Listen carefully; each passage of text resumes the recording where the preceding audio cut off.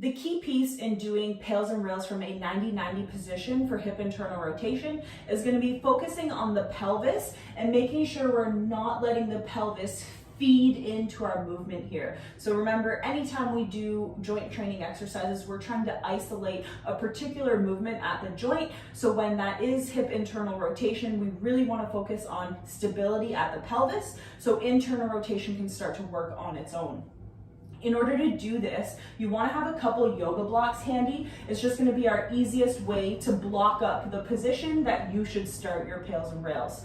So from your basic 90-90 position, keeping the chest forward and the back knee on the floor, you want to see if you're able to physically lift that leg up off the ground, once again, while keeping the pelvis steady. So I want to make sure I'm not tilting into it and sort of taking my entire hip with me. I'm holding that pelvis steady and then getting my lift off from there. So to pick or choose where you're going to do pails and rails, you want to find a position where you cannot lift off any longer. So while holding the pelvis steady, I can get my lift to about this position. So I know I can easily put one block under there, and I can even still get a little lift off of that one block. So I'm actually going to take a second block and prop it underneath of my foot. So I'm up in now a position where if I physically try to lift off, I can't, and I can feel my body want to almost try and cramp up when I attempt it. That's telling me that my body's in a position where I no longer understand the range of motion that I'm asking my body to try and get to. So that's where you want to do pails and rails. Wherever you can block yourself off and not get a lift off anymore. Once you're there, the goal is to hold the position for 1 to 2 minutes. So we're just trying to maintain stillness in this position of hip internal rotation, keeping the pelvis steady. I'm not moving around too much anywhere else. I'm trying to just maintain a consistent stretch. Now with hip internal rotation, it may feel quite deep in the hip capsule. It's almost kind of like into the glute area back here. A lot of people will say it feels quite tight, or again, like it wants to almost cramp up.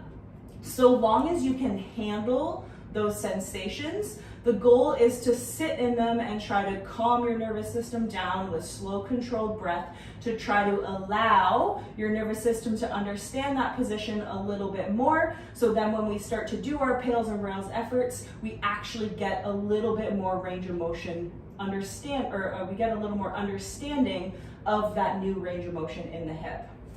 So from this position, take a deep breath in, pack the air into the abdomen, hold everything nice and still. We're going to start to build the pails effort, pushing into the block. Now your block might not be as high as mine, or it might be higher. Your goal is to just push wherever you are as though you're trying to feed that foot into the block. Push at about 20% of your effort and then build a little more. Go to 40%, build to 60%. Again, you might feel it deep in that hip capsule. Keep trying to push. Find 80%, and then find your greatest, safest effort and just hold. Consistent pressure through the block. It's like you're trying to bust your foot all the way through.